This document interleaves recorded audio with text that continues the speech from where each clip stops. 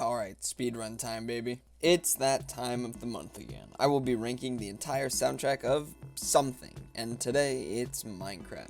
Originally, I was going to do the entire PvZ series, but and for the same reason I didn't want to rank that one was why I wasn't going to rank this game.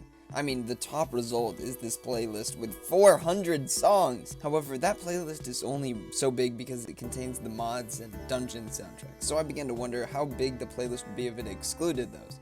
And it turned out that playlist already exists. And shout out to Tempest for making this playlist. It's because of this person that I can actually make this official ranking of the 71 songs in this playlist. Because I'm excluding the Disc 11, this random duplicate of Dry Hands, and Death, it's not a song. So with all of this said, a few rules. 1. Every song will be ranked out of 100.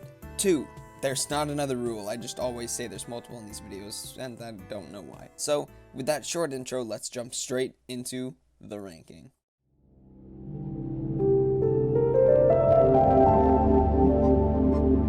Sorry, Lena, but it takes more than just one interesting fourth of a song to actually get it placed up high on a list. It's just stupid ambiance for most of it, and not even good at that. So with this one, there's the obvious, spooky, no music, but honestly, my problem with it is that it's so repetitive. It's a really interesting kind of creepy, but it just goes over and over without actually developing into something. Alright, yeah, this sucks in lots of ways, but honestly, I'm glad they used this instead of some action music for this final boss. This is at the very least fitting, just not good. The voices are getting louder. This song will haunt my dreams, if I ever have any again. Thanks, Droopy! Something about the song just isn't fitting. It has its moments, but most of those are outshined by its many weak and bland areas. I like the feel of this, but there just wasn't enough in the song that would ever make me want to listen to it again. It's pretty bland, but not horrible. For the exact same reason that I really like this one, I really hate it. Say what you want, it sounds nice, but it's just one note going on for an entire minute, and it's a complete lack of everything. This one sure is nostalgic, but, you know, not much past that. It really has nothing going for it. Sure, this ended up being really low in the ranking, but this is because of the near score around 50. This felt right because the song was such a strange mix of everything in the track that a high score felt too high and a low one felt too low, so it's nicely somewhat in the middle. Alright, I'll be honest, I had like some panic attack before listening to this one, so it's probably not a completely realistic score, but I'm too lazy to rescore it. I just remember it being a fun mix of catchy, calming, and boring. I like to imagine that this is the fixed version of that Disc 11. It's fine and interesting, but it isn't in the game, and it isn't even really unique compared to the rest of C418's work in this game. That first half is something else, and that second half is something completely different, which is where the song found itself falling hard in this ranking. Maybe it's just because I've listened to a lot of C418 today, and they're all blending together, but nothing makes this song stand out until the very end, and as a result, it really feels bland for nearly the entire song.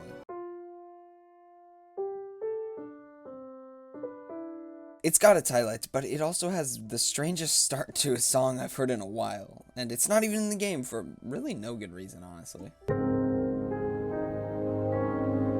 Even though this is an incredible song in every way, I managed to find myself getting bored pretty easily despite how great it sounds. I would have much preferred this song if it was longer, allowing for C418 to really explore the unique feel, which is kind of ironic because it used to be a lot longer until it was separated into key and door. The first half of this was really promising, and then it just became one extended note like 10 times over. And I mean, it's still eh. It builds pretty nicely with a cool beat, but is it fitting, calming, or all too interesting? Yeah, not really. This feels like a bunch of okay songs strung together to make another okay song. And that's fine, because it's an alright song. Wow, the instrumentals were off the chart. And the music was okay as a whole, I guess. I was really surprised when I found myself getting bored during this song. Not only that, but it continuously flipped the style over and over. But it's, you know, I gotta admit, it's still fun and catchy. Yeah, I don't know. Even though it sounds great and all, I feel like it could have used more. There is something missing here, some missing element that could have made it great. I want to love this song, and while it is enjoyable, the only thing keeping me from getting bored was the nostalgia, and a good song can survive with more than just that. A song that can make literal hell calming definitely deserves some brownie points from me. The first minute or so is far too overrated, but honestly the rest went in a really unique and stylish direction I was not expecting. I started off really loving this one, and then I found myself saying, wait, what, it's already over? A longer take of this could have achieved so much more. As much as I really wanted to enjoy it, it literally was just two weirdly different songs slapped together. It sounds fine, but it would have been way better off split into two. Even though this is a weaker, much less unique piece of C418's, it's still really pretty and calming. Yeah, these two are basically equal for me. Cat starts off bad and becomes great, and Dog is the polar opposite. Around a minute in is actually where this one gets pretty good, but I'm deducting points because they haven't added it into the Java edition yet. What the heck? This is just the slightly less enjoyable Mice on Venus, but it's still a nice little song. It's repetitive and slow, but oddly addicting because of its horrifying yet catchy and smooth tone and style. Honestly, this is a mixed bag of a great first half and an ambitious but unfitting second half. The recorder part did not deserve to be in here twice, but the actual smooth jazz section was really good. This is a bit too odd for my taste, but it had some very fun parts that would perfectly fit a stroll through your past worlds. This is way too repetitive, but managed to stick with its great beat enough to still become one amazing track. One really unique and amazing piece that only ceases to amaze me one time randomly plopped in the middle of the song, but it's still great though. Short and sweet, just like this review of it. I see this as the improved Haunt Muskie. It's got great instruments and a really fun beat. The first half is nice but annoyingly repetitive, but that second half, oh my god, that is some of Lena Raine's best work, period.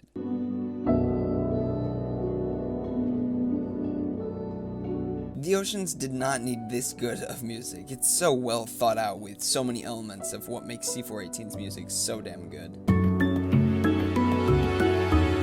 Man, this is easily one of the most unique discs I can think of, with so many fun instruments and amazing beats. Just an awesome song overall, with also some pretty weird and weak bits. This is a literal welcome home from the soundtrack. Perfectly embodies the new age of Minecraft, and it does get a bit repetitive, though. An interesting start, an unenjoyable middle, but after about 3 minutes in, it is just flat out incredible. This is a great mix of many early songs. It didn't flow incredibly well, but it sounded amazing nonetheless.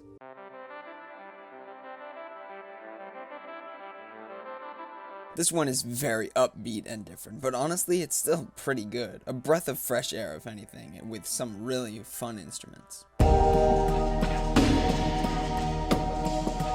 They made the Nether nostalgic somehow, and I could not be happier about it. A very fitting and unique piece that doubles as awesome ambiance. However, its final third really kept it from being amazing. A slow start, but boy does it truly become pretty alright. I really like it. If you can get over that weird rain background noise, then you will have a great time with this one. Wow, an amazing first half, and still a really nice second half. It's an unforgettable beat with many fun turns and instruments. It's just a lovely little tune, amazing and calming, just the way I like the oceans, when drowned aren't after me, that is. Alright, I'll be honest, most of this is just pity points. You may have your Sweden and Stall, but this is my nostalgic Minecraft song right here. This is the improved keys, which is funny because it's actually just a continuation of keys. Anyways, it's really good. Whoa, this is some amazing and fitting music, but what's the deal with the random switch in style and beat a third into the song? It's a bit offsetting, but honestly, in the end, does work really well. You gotta be real patient to make this song worth it, but oh boy, does it become worth it. The humming and key pressing in the background manages to somehow actually make it better, which is honestly a first with songs. Yeah, I could listen to this on repeat for a long time. It's amazing. This isn't even just good Minecraft music. This sounds like a genuine movie soundtrack. It has some really great moments. God damn, what are they doing adding more fire into the Nether? This is one incredible beat and a great introduction to Lenarain's style of music. So, it's been a journey, but now we reach the top 10, and oh boy, Minecraft has never sounded as amazing as these 10 songs do. Nearly nothing is as nostalgic, catchy, and compelling as these works of art by these musicians. So here we go. This song really embodies Minecraft, calming with twists and turns, slow bits, upbeat ones, and overall quite a pleasant experience. Honestly, this is just overall a solid and fun piece of music, perfect for some rainy day or walk. I gotta say, that was unexpected. It had such a boring start, but managed to become absolutely incredible. What in the world? This is the best disc, easily. It had so many fun instruments, a great beat as a whole, and an amazing beat drop. It's also just really calming. I genuinely loved the last third. It was incredibly unique and pretty. The rest of the song wasn't too bad either, I gotta say. It's so good. I was convinced this was a bad song before I heard it fully, but man did it pull me in and keep me there basically the entire time. Despite that really horrible ending, I can't help but still adore the rest of this impressive and catchy track. It really stands out from every angle. Wow. I wasn't expecting such complexity from such a simple song. It's really just what I think of when I hear the word Minecraft. Even without the nostalgia factor, this is just such a genius, simple track that gives off such a peaceful and calming energy.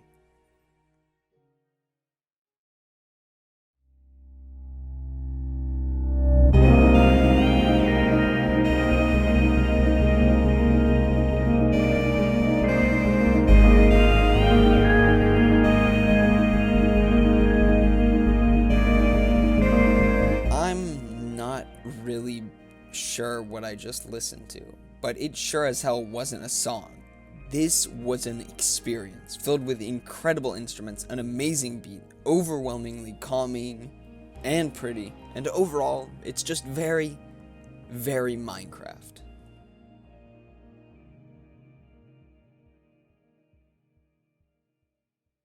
And with that, the ranking has ended. I was honestly pretty surprised by how many of Lana Raine's pieces made it up into the higher spots, along with the literal #1 spot. I was also surprised by how many classics ended up being really low on the list, but again, no more than like 4 songs in total that I actively dislike. Minecraft's music has a certain style to it, to the point where when a song they make is just normal or basic, it's really bad in comparison to something like Sweden or Flake or Infinite Amethyst. I was also pleasantly surprised that Lana actually held up the style of music quite well, with some pieces that will become nostalgic classics in no time. And at the end of it all, I just hope that Minecraft continues making great music. And above that, I'm gonna need a 7-minute theme song for the frogs in the upcoming update. Bye bye!